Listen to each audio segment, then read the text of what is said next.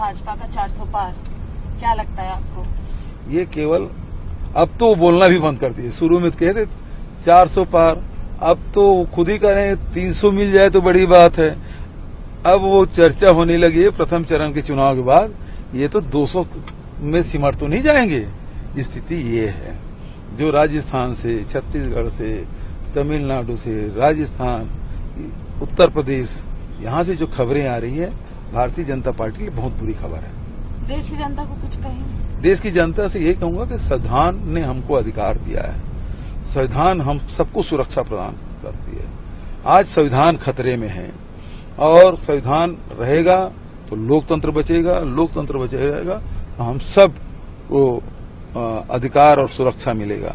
और इस संविधान के लिए देश में हमारे नेताओं ने, इसी संविधान और लोकतंत्र के लिए हमारे नेताओं ने, हमारे महापुरुषों ने शहादत और अपनी कुर्बानियां दी है।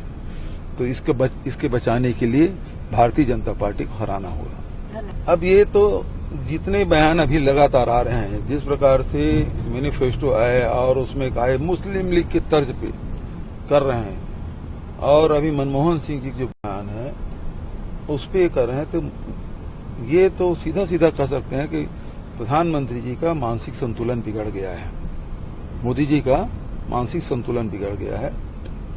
मनमोहन सिंह जी के भाषण के एक टुकड़े का आप एक लाइन को उठा लेंगे, एक शब्द को उठा लेंगे, पूरा जो वाक्य उसको तो पढ़ो आप, उसमें तो उन्होंने सबके लिए कहा है और आप केवल एक वर्ग की बात कर रहे हैं। तो इसका मतलब ये है कि आपके पास कुछ कहने कुछ नहीं है।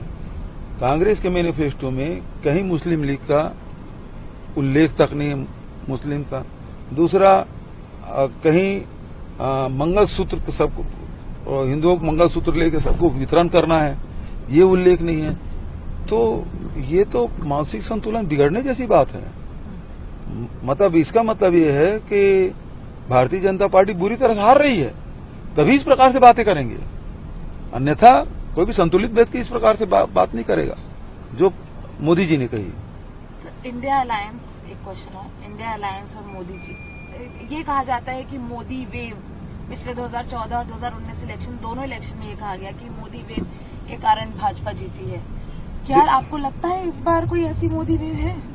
देखिए, उस समय 2014 में ये हुआ था कि मनमोहन सिंह जी काम करने वाले प्रधानमंत्री थे, बोलते नहीं थे, तो लोगों ने कहा बोलने वाला प्रधानमंत्री चाहिए, तो ये कुछ ज्यादा ही बोलने लगे। और दूसरी बात, दूसरा जो इलेक्शन है वो मोदी जी पे नहीं था, वो आपके राष्ट्रीय भावनाओं को आपने कहा कि जो सर्जिकल स्ट्राइक हुआ, पुलवामा, उसको आपने भुनाया। यहाँ कहा कि एक वोट क्या उन नौजवानों के लिए, जवानों के नाम से नहीं हो सकता, जो बात कही, तो ये मोदी जी के लिए नहीं था, वो तो देश के एकता और अखंडता वाली बात थी। अब वो मोदी सेंट्रिक कर लिया है, तीसरा जो इलेक्शन है, और उसके कारण से उसको खमियाजा भुगतना पड़ेगा। अगर आप ये वीडियो YouTube पर देख रहे हैं तो हमारे चैनल को सब्सक्राइब करें और बेल आइकन को दबाना ना भूलें। अगर आप Facebook पर ये वीडियो देख रहे हैं तो हमारे पेज को लाइक करें।